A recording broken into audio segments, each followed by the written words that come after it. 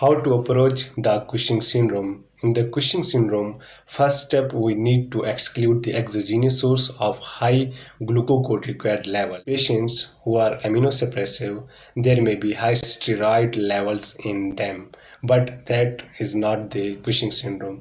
Next step is to find out the endogenous sources. We do three tests: 24-hour urinary free cortisol, overnight dexamethasone suppression test, late night salivary cortisol. If cortisol level is not suppressed with the dexamethasone, there is Cushing syndrome. Now diagnosis is established. We need to know that it's ACTH dependent or ACTH independent. ACTH dependent Cushing syndrome, there is high plasma levels of the ACTH. We do MRI, CRH test, and the high dose dexamethasone suppression test. If the CRH test and the high dexamethasone test are positive, we do transsphenoidal surgery and remove pituitary tumor. There is no CRH test positive, then we suspect ectopic ACTH secreting tumors. If there is uncertain diagnosis with high ACTH, we do IPSS to localize tumors in the pituitary. In ACTH independent syndrome,